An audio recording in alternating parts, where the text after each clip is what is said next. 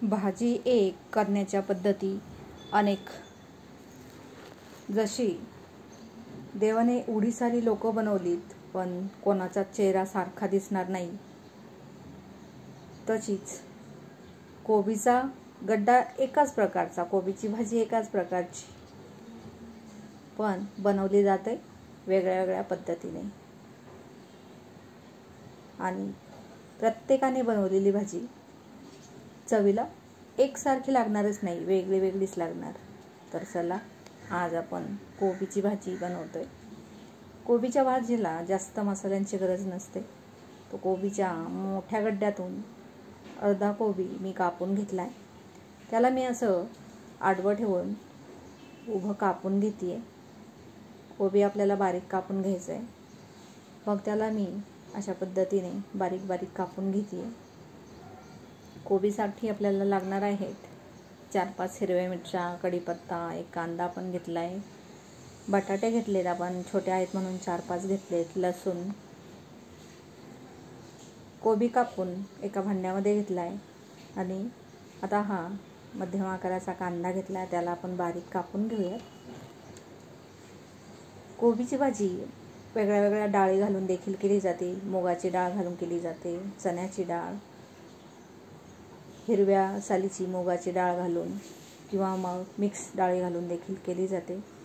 चव लगेच बदलते. थोडासा एक इन्ग्रेडियंट बदलला की कोबीच्या भाजीची चव बदलते. तर आज आपण कांदा आणि बटाटा घालून कोबीची भाजी करतो. त्या देखील खूप पद्धती आहेत वेगळ्या वेगळ्या, जिथे की बटाटा आपण पहिल्यांदा फ्राय करून काढून घेऊ शकतो, पण आपण छान असा कोबीसोबतच शिजवून घेणार आहे. बटाट्याच्या साली काढून बारीक बारीकच कापून घेतलेला आहे. जसं आपण कांदा बारीक कापून घेतला आहे, कोबी बारीक, तसाच बटाटाही बारीक बारीक कापून घेतला आहे, जेणेकरून तो लगेच शिजला जावा. आता आपल्याकडे आहे इथे लसूण, जो गावरान लसूण आहे, त्याला सालीसह मी वापरणार आहे. फक्त मी त्याला धुवून घेते थोडासा. मिक्सरच्या भांड्यामध्ये पाणी न घालता आपण भरपूर लसूण आणि 4-5 हिरव्या मिरच्या वाटून घेणार आहोत. खलबत्ता असेल तर कुटून घेतला तर अतिशय बेस्ट, नाहीतर मिक्सर चालू बंद करत असे वाटून घ्यायचं. आणि मोठी मिरची मिक्सरमध्ये छान बारीक होत नाही, म्हणून मिरची तोडून घातली की मिरचीचा एकही तुकडा तसंच राहत नाही, छान बारीक होतं वाटण. आता कढीपत्ता देखील धुवून घेतला आहे, त्याची 4-5 पानं आपण या वाटणासोबत वाटून घेऊया. भरपूर कढीपत्ता फोडणीला घालायचा, खूप छान लागते भाजी. असं आपलं वाटण तयार झालेलं आहे.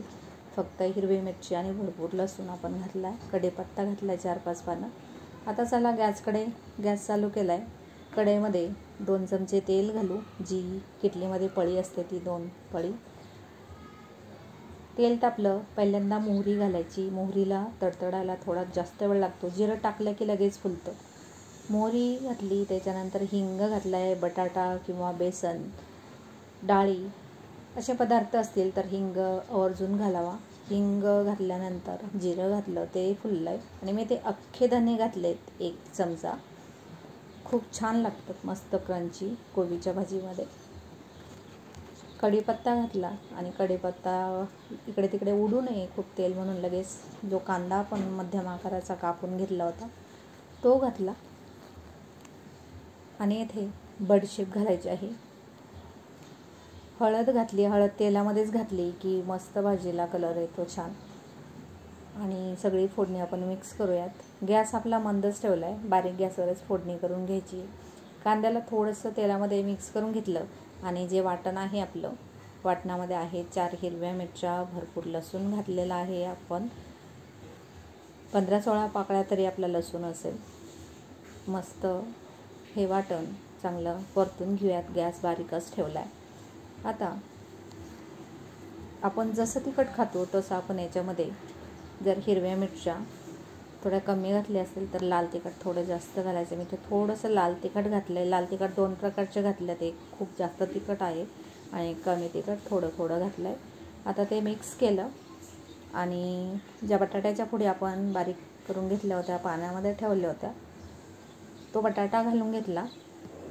आता कढईमध्ये जी काही फोडणी आहे बटाट्यासह त्याच्यापुरतं आपण मीठ घालून घेतलं आहे.